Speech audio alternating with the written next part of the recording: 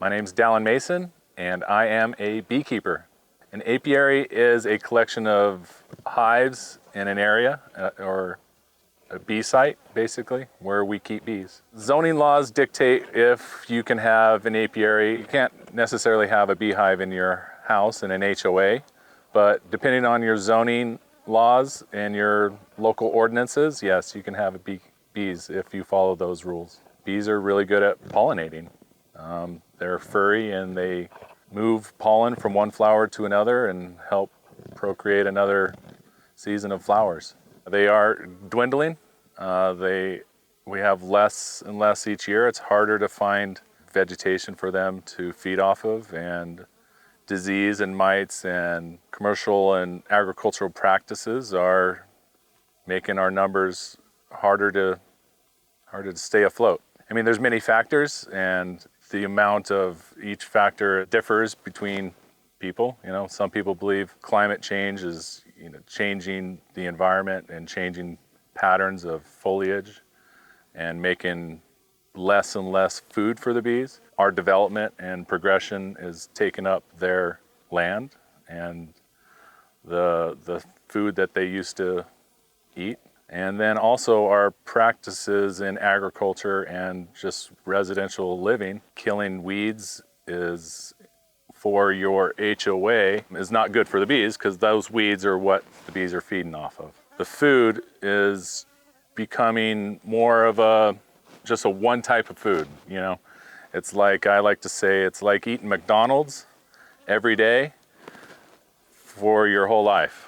If that's all you're eating, if you get sick, it's going to be much more difficult for you to overcome your ailments. So a good nutritional diet is good for humans, and it's also good for bees. They can deal with environmental changes if they have the food to adapt and help nutrition, make them nourished and healthy, and they can overcome diseases, just like as we can. The pollen would be their protein diet, and the nectar would be their carbohydrate diet. All honey is different, actually. Each plant has a different flavor, different components, different makeup. Some have more glucose, some have more sucrose, and some just are different blends of all different kinds of stuff. Also, the pollen that is collected with the honey also leaves a flavor of the honey too. When bees collect honey, they collect it from not just the mesquite trees. When I say this is mesquite honey, it is mostly mesquite honey, because that is the predominant blossom at the time. But there is a blend of other things in that, blooming at the same time.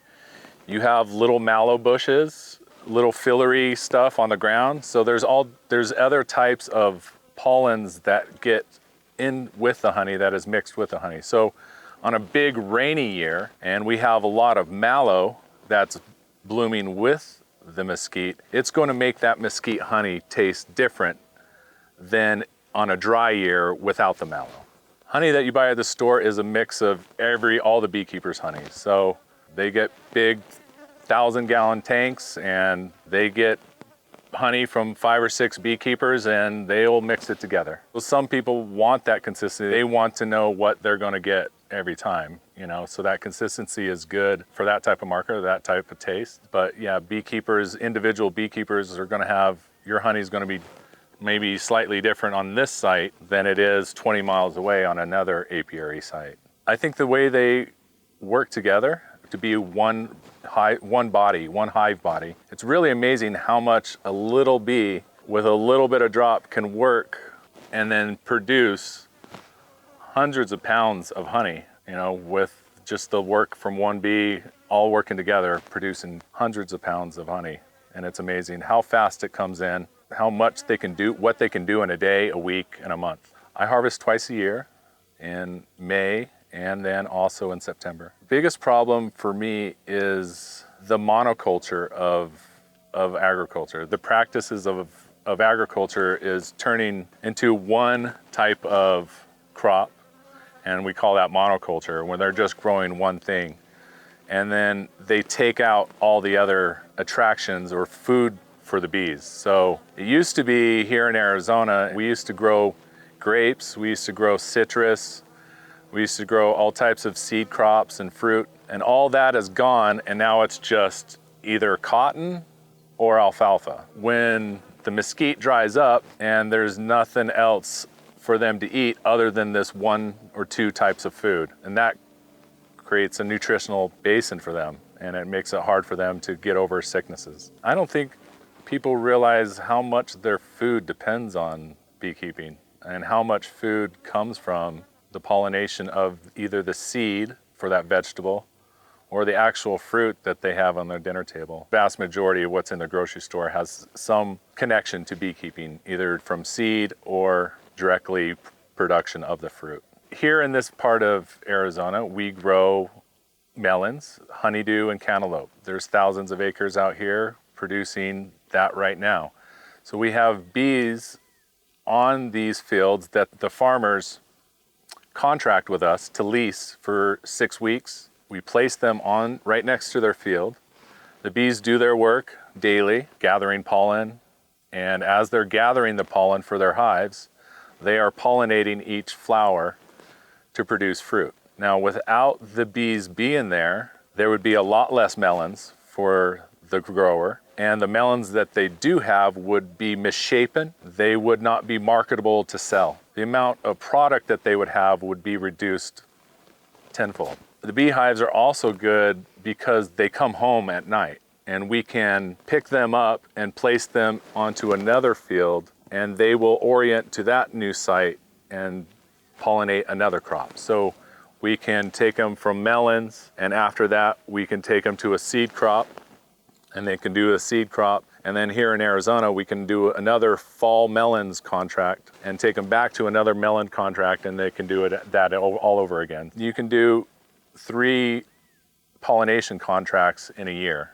I think the biggest misconception is all bees are dangerous or angry, and unless you have an allergic reaction to bees, they're not trying to sting you, because they die if they do sting you. They're just out doing their job, doing their work, and it's almost like you running into another human at the grocery store. You know, everybody is out there doing their thing, and they're just trying to make it home safely too. I think people are surprised on how much bees are incorporated into agriculture. I think once they find out, it is surprising that they didn't notice it before. I think once it's pointed out to you and you see them, then you see them all the time. But if you are not looking, you will never see it. It's just everything that you do, everything that you like. I mean, even to onions, you may not like onions or garlic, but the flower needs a seed. That seed needs to be pollinated from bees. So even if you are not connected to honey or may not eat a lot of fruit, the food that you eat is connected in some way to bees. So even the meat that you eat, the beef that you eat, is fed alfalfa. The dairy that you drink, the alfalfa is fed to the dairy cows, and that alfalfa is seeded by bees. So even the meat that you eat has a connection to the bees. There's pollinators, and butterflies pollinate and moths pollinate, and we do have local bees here called alkali bees. They're not on demand, They don't have the pollination strength that 400 colonies can bring. If you need pollination now, as agricultural needs dictate, they have that on-demand pollination armies to do that work that you need to get done. That butterflies and moths and other solitary bees can't do. Without bees, our food would not be as dependable as it is. It would be much more local, and to the point of growing it in your backyard, you pretty much have to produce your own food to get the food that you need. Bees help produce the food that we see in the grocery stores. The abundance that we see is because of bees.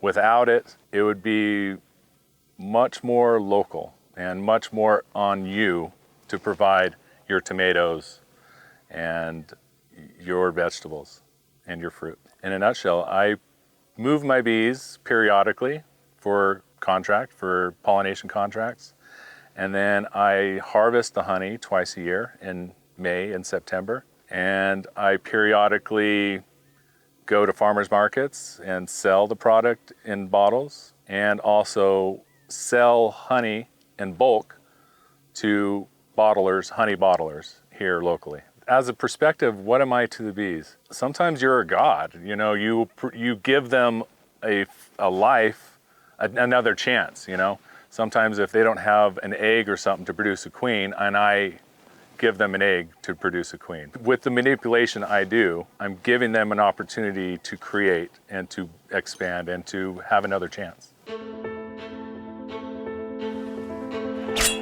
As an independent team of filmmakers, we love producing documentaries for artisans of all trades, honoring skill, passion, and determination. So whether you're a garage baker, homegrown mycologist, backyard farmer, or off-grid homesteader, send us a message and share your story with the world.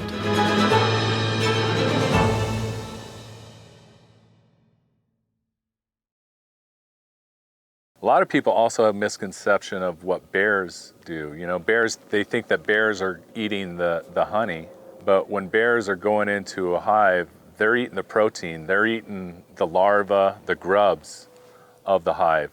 So they are much more interested in the protein part, and the honey is just a flavor. It just makes it sweeter. The nutritional value of the beehive to a bear is the grubs. Bees make honey to store over winter months when the flowers are not blooming to keep their hive warm. The honey is a carbohydrate, and so they eat it to burn energy to keep the hive at a temperature where they require. If you want to be a good beekeeper, you got to be able to take a sting. Obviously not be allergic, and you know, be adaptive to what the season brings, because not every year is going to be the same, and you need to have strategies to change up, to do something different if it's not working, and be adaptive. I get a lifestyle. I get to be out in nature. Not much of an office person, so being out and seeing the things that I see really makes my life fulfilling. I remember being at this same place years ago. I saw a roadrunner grab a little ground squirrel, and the mama ground squirrel was chasing the roadrunner because it had just taken its baby. And to see that, it's just amazing to see nature at work, you know. It's not something you see every day. It is definitely manual labor to go through and pick up boxes. An automated process, I think, can be done eventually. I think that would take the fun out of it, you know, that would take the human interaction of nature out of it. And I think that's the whole point, you know. That's the point of it, is to be a part of it and be in it, be a part of nature. Taking the human aspect and creating automation would kind of rob you of that experience, I guess. I was told after World War II, they would supplement beekeepers and how they were a big part of the war here at home to keep the beeswax, because beeswax was used in ammunition and all kinds of stuff. So they supplemented beekeepers to stay here and to be a part of it. And that generation has gone, and there's nothing keeping people connected to the bees and to agriculture in general. And so we're losing that that connection. The money is not a lot. A lot of the people that I used to work with make more money killing bees than they do keeping bees. Yeah, the money is definitely not as plentiful in other professions, even related to bees. It's a hard job. It's manual labor. It's, you know, the boxes are 60, 80 pounds a piece. And so it takes a strong back to keep it going.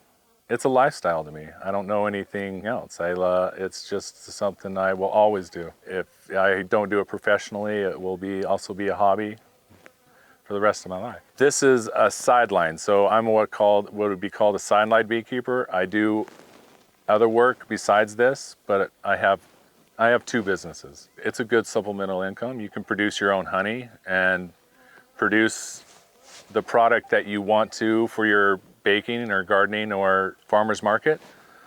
So yeah, it's a side business that you could do along with whatever work you do.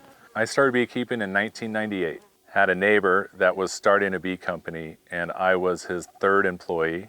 My friend was his first employee. Beekeeping sounded fun. And I never was an office person. I did 1 year of college and was studying to be physical therapist, sports medicine. So in a sense, biology, it was kind of related, but I just never thought of myself inside an office. And so beekeeping out in the desert sounded really attractive to me. It taught me patience, taught me understanding of the seasons and the changes of life and the life cycles, and to enjoy every moment of life. I think my work is important to everyone because it provides food for their table, and it provides a condiment to eat with your biscuits. You know, there will never be an end to that demand. There's always going to be people that need to eat, and there's always going to be food that needs to be put on the table. So in a sense, I feel like I have job security that will never go away. I want to make a decent living by myself. I don't want to grow into a big company where I have much of employees. So this is mostly to fulfill my daily needs, so I can not worry about working other places. I would love to do this much more. Trying to beat last year's yield, or trying to make more colonies. I'm trying to build more honey, as in weight, and then trying to build more colonies for more production. It's almost like a meditation. It's almost like Zen gardening. When I'm in the hive, I'm in almost a trance. I'm hearing buzzing. When I'm all by myself and I have nothing else, I'm just thinking thoughts, and their thoughts are coming to me. It's almost like an uplink. I'm in a zone. I'm pretty optimistic. I think things are usually not as bad as people say they're going to be, and they're not as good as they seem. You know, I'm pretty optimistic. I think we can figure it out. I have a lot of belief in the human ingenuity and our brain power together. I think they should be less afraid of being stung. You know, unless you're deathly allergic, it's a point of being alive, you know. You get to feel that pain, and lets you know that as I almost got stung right now.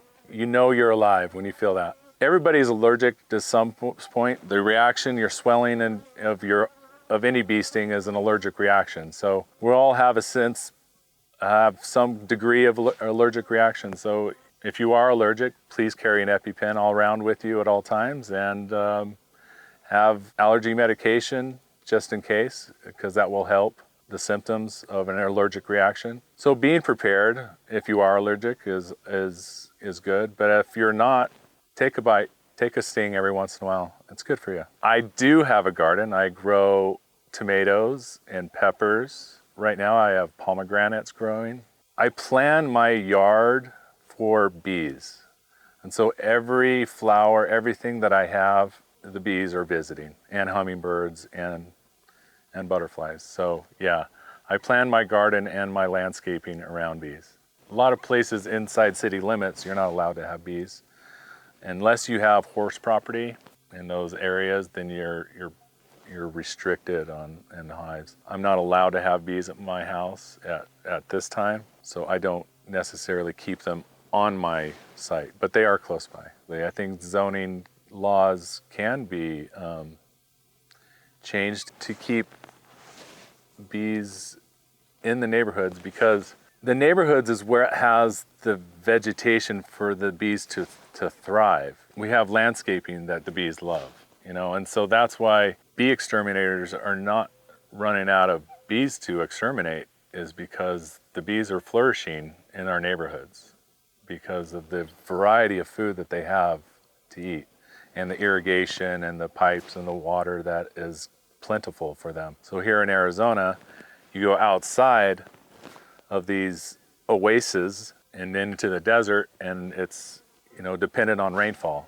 And so the bees come into the dependable food sources inside our oasis civilizations, and then they build houses inside your hives and your house, yeah, and then spread from there. If we could have a hive in our backyard or somewhere, then we can keep the population, the beehive population up, and keep it in a managed sense, instead of, you know, feral colonies that we have no control over, or where they're going and where they're coming and going. Hire us to tell your story. As an independent team of filmmakers, we love producing documentaries for artisans of all trades, honoring skill, passion, and determination. The fruits of our labor literally creates happiness. Founded in 2020, we harness our collective experience and enthusiasm for storytelling to deliver content that resonates with viewers on every level. Think big and think outside of the box. We avoid the constant noise of clickbait news and outrage headlines, instead crafting more intimate narratives that touch on the purpose of life itself. Stories that not only inform but also inspire. Whether it's the art of agriculture, the science of fermentation, an innovative garage startup, or the intricacies of off-grid living, we're here to explore it all and invite you to join us in the discovery. You're just working with what you have at hand instead of having unrealistic expectations. We know the world is brimming with hidden stories waiting to be told. These are tales of ordinary people doing extraordinary things. The biggest thing is to realize that there's nothing that you can't do. Embodying the American spirit that with hard work, dreams really can come true. So whether you're a garage baker, homegrown mycologist, backyard farmer, or off-grid homesteader, send us a message and share your story with the world.